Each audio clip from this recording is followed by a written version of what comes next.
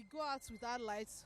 When we come back, the children will tell us that they brought lights. Only for us to relax, we will not see the light. We pay the bills, we don't know why we are paying bills. And the heat is too much in this Lagos, I don't really know. Nowhere is airy, nothing like ventilation again. Me, I'm a fashion designer. You know, without light, fashion designer cannot work. We can't even work at all. Just because of the light, things are very, very worst every blessed day. After government who said youth of nowadays are very lazy. People that are very energetic, that are very serious and focused and have the determined by their work. When there's no light, nothing you can do. We've talked, we've tweeted, and everything we've done all this while, but nothing is changing. So I just hope one day somehow we'll have a change, because it's not been easy. It's been terrible in Nigeria as it is presently. But we are still hopeful, in Lagos especially, of course. We are still hopeful that things will change. Scarcity, fuel, for no reason. We try to, okay, why all this? We see no reason for that, and it keeps going on. It's not been palatable at all. Ijanike, where I stay, is 1 day on, 2 days on, 1 day off. And that 2 days off, we don't even see light for more than 1.5 a day. Probably we see light 2 hours. That 2 hours is not even consistent. 30 minutes, or we don't even see it at all. Running generator 24 hours is not possible in Nigeria because of the hike in the fuel. So government should just do something drastic measure to save Nigerians. Nigerians are really, really suffering. The scarcity supply of electricity, okay, is due to so many things. So there is more demand for power. And what is on ground already is not even enough. So what they can do is to increase power generation, distribution, and transmission. Well, electricity grid is actually fair, but it could be better, you know. Some areas in Ikorodu there are some aspects in Ikorodu where lights don't reach, where people don't have enough. For example, a lot of people are into cold rooms. People are into cold room business in Ikorodu, and most of them complain of something spoiling in the freezer or something. You understand? So electricity in Ikorodu could actually be better. The government could do more, actually. There are plenty dump sites in Lagos State. They can use dump to produce energy. So with this, I think it should be possible for light to circulate. The situation in the country right now, especially the electricity, has gotten back to the worst. And the fuel scarcity, well, I think it's gradually returning back to normal. There are lesser queue. People are going in and getting fuel and coming out. In some area, they are selling above 165. So, but we hope the government should try as much as possible to fix. Thanks for staying with us. So on this segment, we'll be discussing on the erratic power situation experienced by many Nigerians. The current heat waves we have, scarcity of the PMS, and the high cost of diesel has made the situation unbearable. The unwelcome situation has also brought untold hardship on the masses. So joining us on the show are 3 guests to discuss it from different angles. So we're having, on the first in the studio, we have Dr. Muda Yusuf. He's the CEO Center for Promotion of Private Enterprise, and you're going to be focusing on the effects of this on our businesses and the economy at large. Then we have Professor Sam Amadi, who is the former chairman, Nigerian Electricity Regulatory Commission. That's NERC. These are the regulators. So he was the former chairman, and he will tell us, especially because we hear that this problem particularly came from the generating, that's the power grid, Egbin power grid we hear. And also we have our dear Sunday Oduntom. He's going to be Otumba Sunday Oduntom. Will be speaking on the part for the discourse. But first, let me start with Professor Sam Amadi, because this matter originated from a commission that you used to chair, the GENCOs. We're having, please, just for Nigerians who have no idea what GENCOs are, tell us the entire, that chain of the gas to the GENCOs, transmission to the discourse. What is what's the process, and then what caused this big power plant that collapsed, and how can we prevent it going forward? I find it difficult to do class work on television, but let me try. The basic, GENCO, disco, transco, whatever you call it. The simple point is that many people collaborate in producing any good. any good. So let's take, for example, the television program that we're doing. There are correspondents, outfield, there are those who are editing the stories, and there are those who are the technical people. So put it this way, power, like the way you do bread, has raw material. And usually in our own system, it's more of gas. And if you have the hydro plants use water form. So for gas, which is largely about 80 to 85% of our generators in this country, what that means is that somebody provides the gas, so that's the gas supplier. So there is a different person in a different market in the oil and gas sector. In Nigeria, we don't have a converged gas and energy electricity market. So the gas market, which is oil and gas, is different, and it's different. Now, so the gas is used, the generator is the man who uses the gas with his machines, which we call the turbine, and generates electricity. So his own business is to sell that product. The equivalent of the man who takes flour from a flour mill, and then he pays him off, and then the bread seller manufacturer produces the bread. But of course, that bread is going to supermarket. Supermarket takes the bread, and that's what we call distribution. So when the generator generates power, it sells to the disco, the person you know who gives you the power.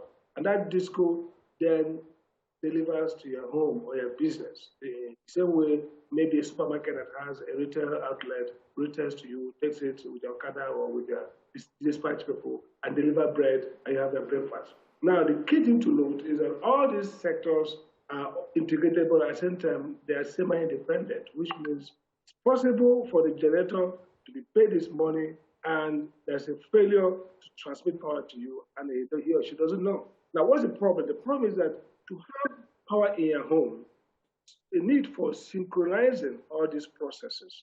And one way to synchronize them is by ensuring two things. One, technical aspect, meaning that the power generated, the gas gets to the power generator plant, the generating plant is able to take it to transmission, which is the vehicle that carries it to your distribution outlet, which is like a retailer who sells to you. If there's a technical problem on that value chain, then you may not have power.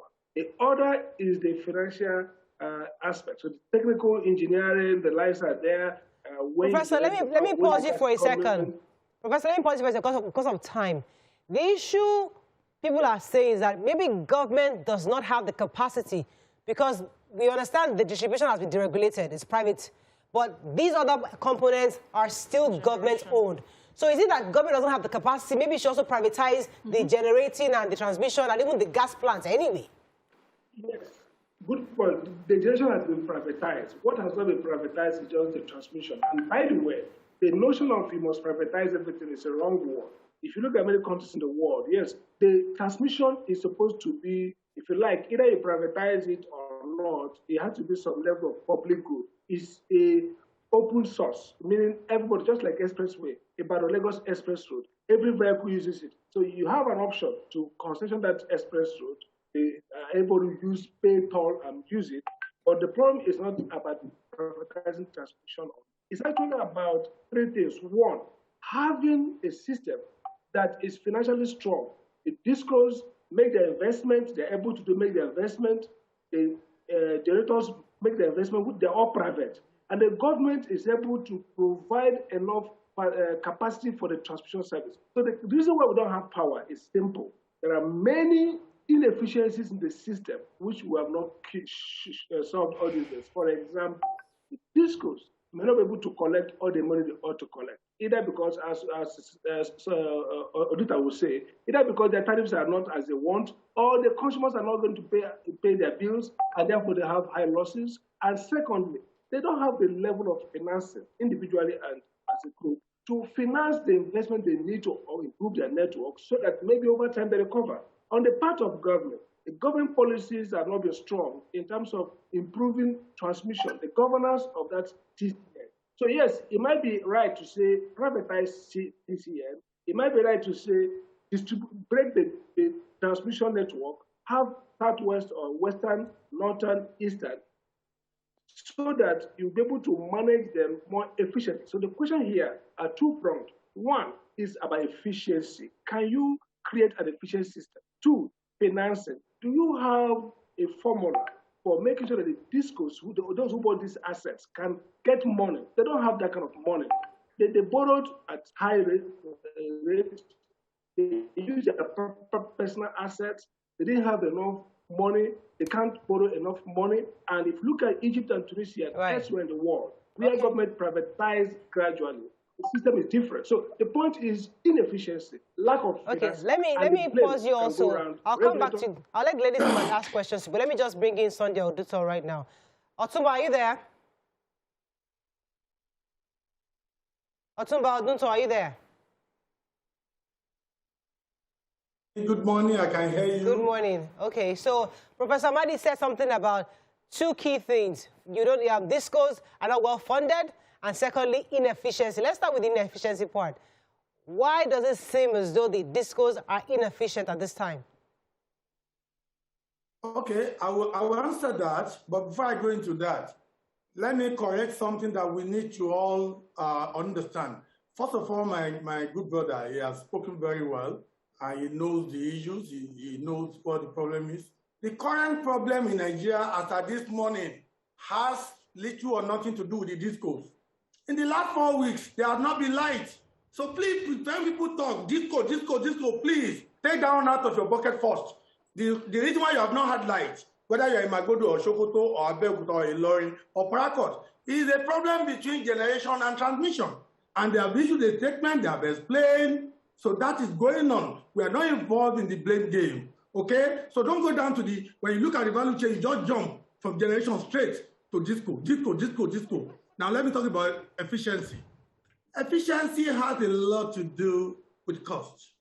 You cannot be talking about efficiency if the price is not right. You cannot sell bread that is worth 100 naira for 50 naira and you expect Mamalika, the bread seller, to be efficient. She will start cutting corners. You will soon be buying your bread without nylon. So my brother is right. Efficiency is lacking. We're not having the kind of efficiency all throughout the value chain, including us, the disco. I've said it many times. I said we are not efficient enough, but we cannot continue to undersell the product. Even when you borrow money from any bank, even now, we cannot even borrow now, but even to borrow money anywhere, the person who is lending money to you will want to know how you're going to recoup the investment, how you're going to pay back. If the business you are doing is such that people are not paying, and I'll give you an example. As I'm talking today, we have over 300 billion naira being owed by ministries, departments, and agencies. NDA debt is very, very high. That's on the government side, though. So if government is not even paying, how do you expect a person that lives in the slum to understand the need for him or her to pay for electricity? So I agree, there's a lot of inefficiency, but that is driven by the lack of the appropriate. Let me pause you for a second and let me bring in Dr. Yusuf into this conversation. So you've heard the regulators, the distribution, now we the people are talking. How is this affecting us? Because I think Mariam took it in the papers today. The bread sellers are complaining that they're about to increase the prices. Everybody's saying the prices are high. What do you think can be done at this point? Yeah, well, first of all, let me say that the government has a responsibility to sort all of these things out. Because you can see the rate at which people are throwing blames all over the place. As far as the citizens are concerned, what we want is power.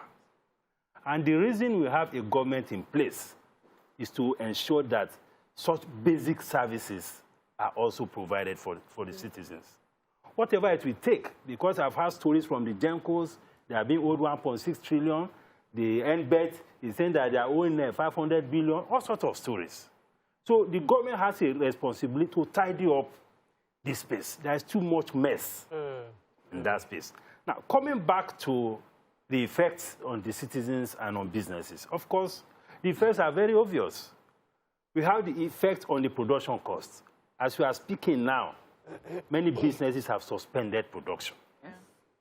Because first, you have the collapse of the public power supply, and at the same time, you have this very serious spike in the cost of diesel. So if you produce, how are you going to sell it? You know, there is very high consumer resistance. If the price is too high, the consumers will not buy. And there's a limit to which those who are producing can continue to absorb this cost, particularly those at the SME level. Some of them have suspended production.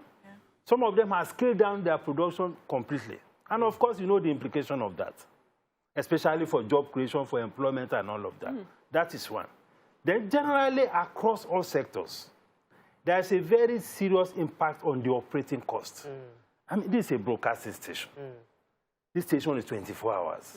If you check with your accountant, how much has been expended on diesel in the last 1, 2, 3 months?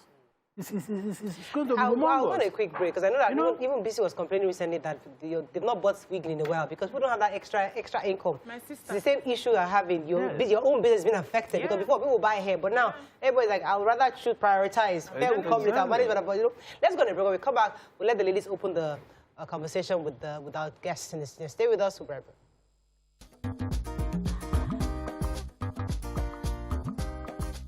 Stay tuned. Your View will be right back. Thanks for staying with us. So we're still discussing about the power issue. And the ladies, they are Niman. Go ahead, please. Amadi, MBET, that's the Nigerian Bulk Electricity Trading Company, yes, has come out to say that they've been paying. They said in December they paid the 39 billion. And in this January that just finished, they also paid the Gencos 39 billion. I think this money said total of 77 billion paid so far, and yet power is still where it is. Is money the real issue or the resource? So what I'm looking at is gas is what they need. Do we have the facility? Because all through gas issue, we've been hearing that we don't have the facility to do gas, we need the funds and all of that when it comes to gas. So is it the money that MBET is owing Gencos that is the issue here, or gas? So I will know what we're dealing with. I think, see, there's a money problem in this sector, but it's not the only problem. And I agree with my friend Oduta that, well, you need to keep tariffs at the right place, but tariffs alone will not solve this problem. Now, let's take, for example, the issue. It's primarily gas to the Gencos. The gas companies are not supplying gas at the ought for 2 reasons. One is that this sector is not credible. We were not paying. Now, before we left, there was a CBN facility which was designed for the purpose of 213 billion to pay off the legacy debts of gas in a manner that the CBN has control. The CBN brought that money, and the discourse is supposed to be paying. CBN is supposed to be taking it from source. Now, the idea was, if you don't give creditworthiness to the gas suppliers, they have other markets. They have the fertilizer companies. They have other markets to go to. So they won't go to power. And by the way, they're not regulated together like in the UK and in the US, where FAC regulates gas transport. So the gas sector is different. And when you're not paying them, they don't give you gas. So the failure, in my view, is the failure of the regulator and the policymakers not to mandate high-level minimum payment from the market, so that the discos bring money into the market settles the gas people. So you're not settling gas people, then they don't give you gas. And so, yes, the dispute around what MBET owes. MBET is right, they have paid a lot, but they're still owing significant. But this is a debt-based market. Owing is not the problem. It's the guarantee, it's the creditworthiness. Every market people owe, but the debtors, those who are owed, have confidence that the system will pay them. And they have guarantee that those payments will come maybe in tranches at their price. What we see in this market is a growing loss of confidence. Yeah.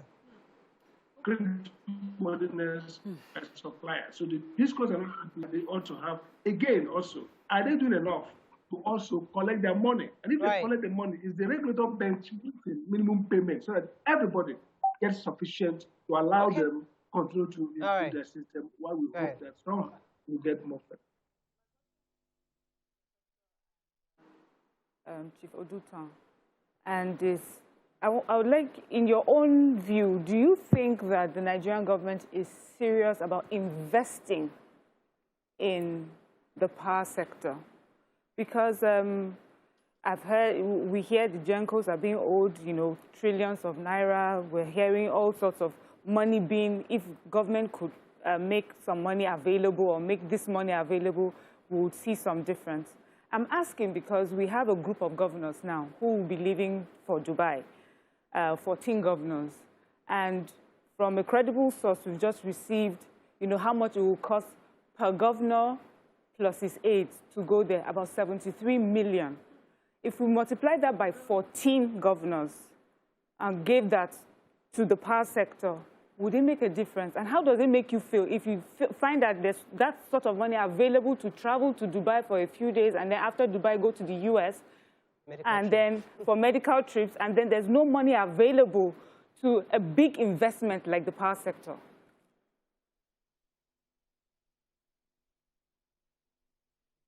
Professor, I want to take that out. Is the question for me? Yes, go ahead. Otumba. Okay, thank you very much. Well, I've said it before, that Nigerians, there are three parties to the problem with the power sector. Number one problem is the government, which includes, of course, the policy makers and everybody, the federal government, state government, and local government. Number two problem is we, the operators. Number three problem is me and you, including Morayo and all the ladies there, the customers. If you really want electricity, every time I hear you say the money is too high, what I expect you to be saying, especially the educated people, is to say how much does it cost to produce a kilowatt hour of electricity? What is the landing cost? So that we can all agree what the tariff should be, not you just sitting down in your sitting room and expecting free of charge, very cheap electricity, and you want there to be light. There won't be light.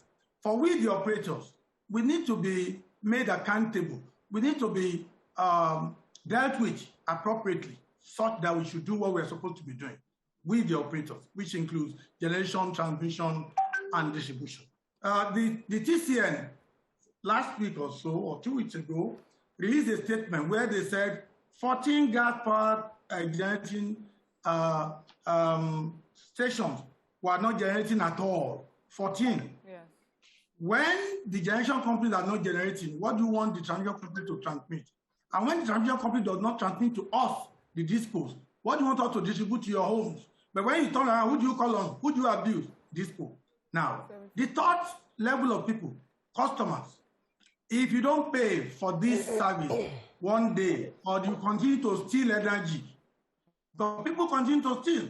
So for the government and those who are going on those jamboree trips, that is one of the problems. I watched the two conventions. PDP have done their own, and now I watched that of the APC. My interest was I was looking at the bulletproof cars, I was looking at the SUVs, and I was calculating the cost of it. When you sum all of that together, the cost of government in Nigeria is too high. When you have such let me pause you for a second. Cost of governance, you will not be able to invest in the power sector. Let me be sure that I'm clear, because based on what Mariam just said, who is owing who? Is it like government is owing NBET? Is government owing the Gencos? Who is? We know you've told us already that the MDAs are already owing these schools. That one, you said about 300 million. That one is a different issue. But this big money that is it the government is owing, or who is owing them? Well, you may need to invite people in NBET to come out and tell you the figures. What I know as a disco man is that government at all levels are owing us in unpaid bills. And I mentioned ministry, departments, and agencies. And if you are not able to collect, how can we remit upstream?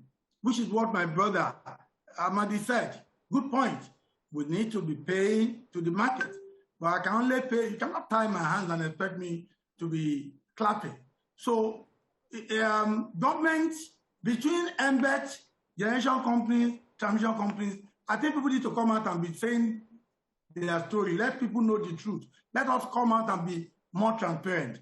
As far as we, the discourse, are concerned, every single cover that is collected is monitored by the CBN, and they sweep the money. In fact, we're in a deep, deep hole as I speak. So let everybody come out and let's come to a round table. Okay. Let us open it up. Let's look at the cost of doing all this business. Okay. All right. Go ahead, BC. Okay. My question is for the three guests we have in the studio. I know that there's always this blame game that goes on Genco will blame Transco, Transco will blame Disco. They keep, passing the blame, and we see where the problem is. And I feel that they work independent of each other. Have they come to a round table to say, this is the problem we have as Gencos, this is the problem we have as the transmission companies, this is the problem we have as the Discos. How can we solve this problem together? What are some of the things we need to present and push together as a body? Because right now, Nigerians are concerned about electricity. Nobody's understanding all this English we've been speaking. We want light. So have they come together as different bodies trying to solve a particular problem for the consumers to say, this is what we need from government, and start pushing it? If you need NLC to join you, if you need civil society to join you, and push you so that we understand where the problem is and fight it as one force. Have you people done that? Is that work in progress? I will let Professor Madu come to that question, but I don't want us to go with the assumption that the problem is from the government. Because there's the part where when that round table, they had that meeting where they said they don't have cost-reflective tariff. Yes. They came to us. No, all the problems. So they came to us. They wanted us to be the one to pay. Yes. But if we're assuming the problem is from the government, what is government? Who is pushing them to pay that money? That's what we're just saying. Like, what are they? What can we do to ensure government pays this money that they are owing us? Professor Amadi, I want you to answer business question, please, and I'll come to Dr. Yusuf. Professor Amadi, are you there? Yes, I'm there. So, basically, wanted to know if there was a roundtable conversation where all three parties are going to identify the problem and then get others to see that they can solve it. Yeah. Yes, I can answer it straightforward. You see, when we were there, we used to have what you call the industry meeting bi-weekly, which discourse everybody comes in. The primary responsibility of this sector is the regulators, not anybody. Just like the financial market, the CBN is the one who is responsible.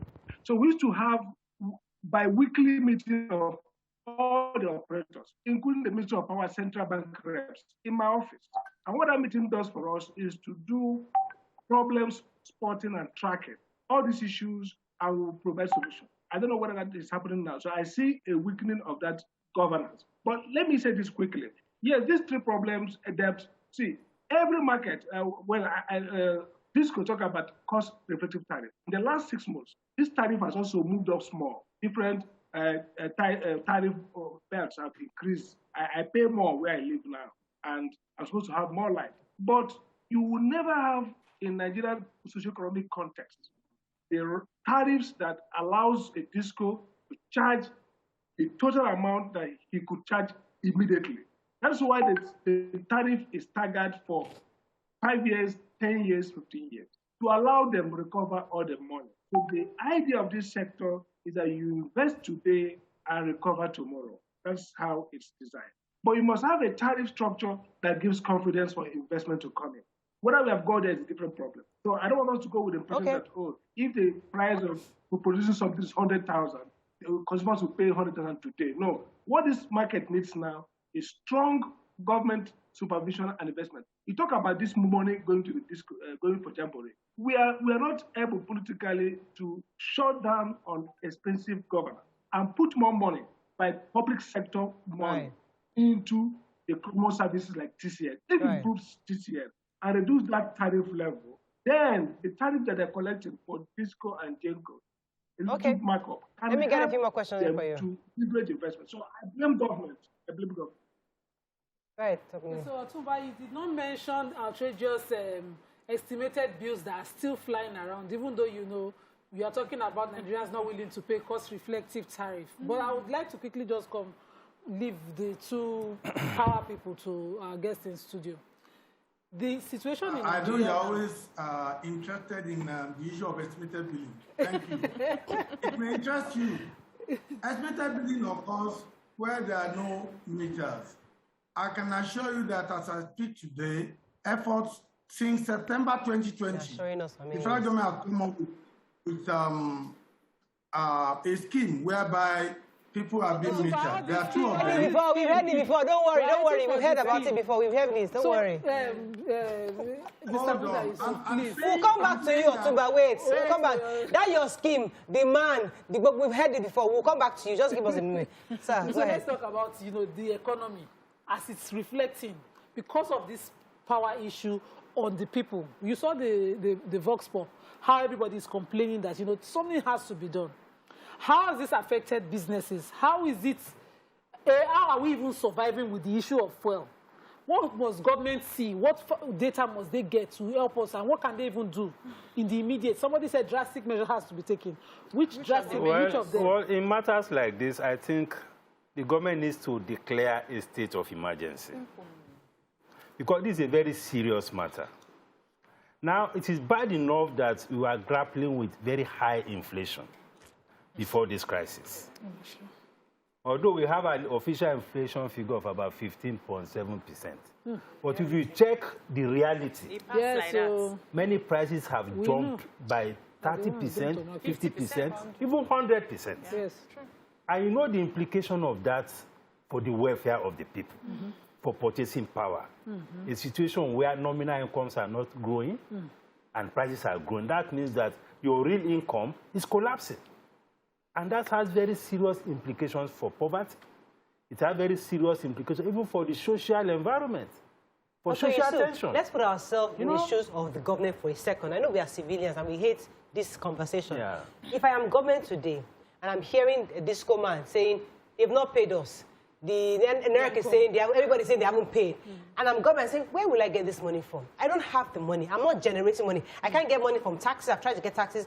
The money from fuel that I want to get, subsidy, I can't remove subsidy, because if I can't remove subsidy, and also carry placard. So I have to, the trillions of naira, I have to continue to give it to Obiajulu. She's the marketer, collecting this money from me. I can't remove subsidy. Where will I get the money from? Because NLC will not allow me. So if I stop the traveling, so where will this money come from? Is this 73 million naira that you're saving? Will this solve your problem?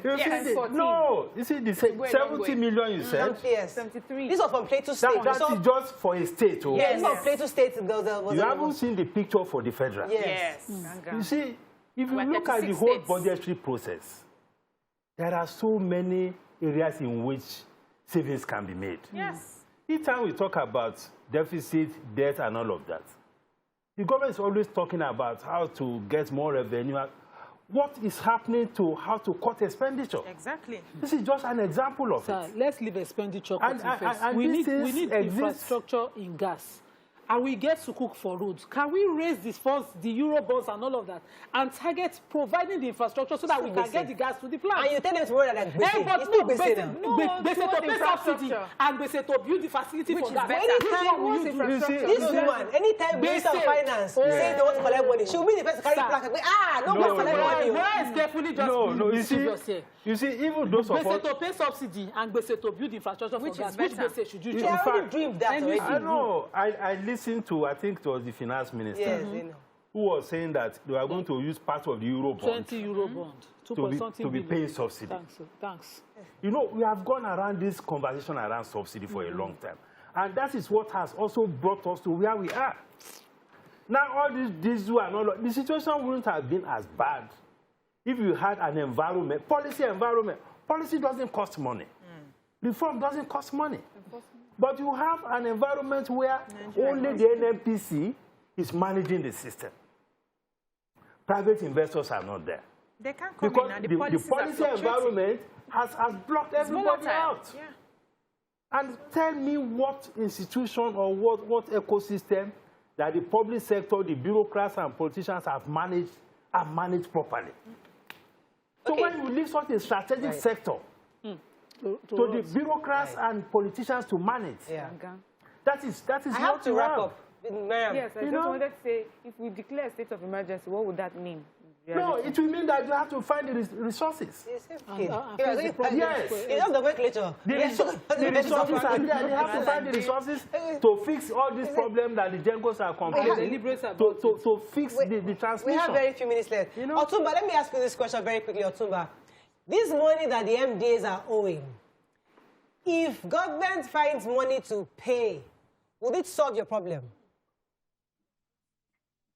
It will solve a substantial part of the problem if government pays. And I have to say that government have been promising that they will pay. We have all been getting the promises. We only hope they will do that. But let me quickly put something in. You are mentioning whether we meet. I give it to the former governor Fashola, and I give it to my brother here. When Dr. Mahdi and Governor Fashola were there, We're having monthly meetings, and that helped a lot. But I can confirm that there's a meeting coming up now on the 6th and 7th of April. TCN initiated it, all of us, DISCO, GENCO, TCN, perhaps with the policymakers. So in terms of debt, help us to beg government. It has come to a point where a creditor will be begging a debtor. We are not begging. Because it is when they pay that we can also pay. That's just the point we are making. If everybody play their role, I think we'll be fine. But all of us are complicit. You as a customer. Because beside your house, some people are stealing energy. And you feel it's not your business. It has to be your business, Morales. Right. That's what we all have to do. All right. I have to wrap up. Professor Mehdi, your final words on this before you wrap up. I agree that all should pay. I think government should rethink notion that government has no role in business in utilities. The electricity system grew up as a public monopoly, became private monopoly. The government needs to be more efficient, invest more resources, and closely mark the discourse. But when we took over, we did some random check on the discourse. We discovered some discourse were doing well, some were not doing well, and we penalized them. In fact, some returned money. So we should not assume that private businessmen are necessarily there to solve public good. You have to give them incentive and also sanction them. That's how you manage public behavior, private behavior in public sector. Fantastic. Don't assume that that Dangote's job is to create cement for you, is to make money. You leverage on that incentive and create cement. The same with electricity. Private sector will not solve the problem. Right. Government has to leverage on them. Exactly. All right, let me let Dr. Yusuf have his final words on this. Well, just as I said, this is a very serious situation. We need to address the issue of this energy sector, and we need to put in place a framework very urgently that will allow more private investment in both the power sector and in the petroleum downstream sector. If you're a private investor, would you invest in Nigeria? Will you enter inside this matter? If the environment is right, why not? Is the environment right? Yes. No, it's the environment. Yeah, we talk about the tariff, we talk about the regulatory environment and all of that. If you create the environment, investment will come. Okay, we have to wrap up. So it's both a policy thing and a regulatory thing. That's all we can take. I'm not even sure if this conversation really solved that problem. It didn't solve any problem. I don't know why you're still giving the MDAs lights when they've not paid you. You can't take a stand and say we're not going to supply you like giving MDAs lights and they don't not pay you. What's the minister saying? I don't know. Okay, we have to run. Unfortunately, we run out of time. That's all we can take on the show this morning. We are still giving them this, like, the minister is not talking. We haven't seen the minister. There's a time we should see the minister of power. Like, when this kind of crisis, you see the person back. I don't even know. Because I think it's our president now. No, our president is minister for petroleum. Petroleum is not power. He's silent. He's silent. Very silent minister of power. He may not be electricity. We had a meeting recently with the president on power, yeah. He wasn't there. He said the representative. No, he was there. The House of Reps, he sent a representative. That's a representative. Yeah. He sent a representative. Did you see that? Did you see the resolution? At the let me know. Have a great day. We'll see you tomorrow. We run out of time. He said they have a meeting.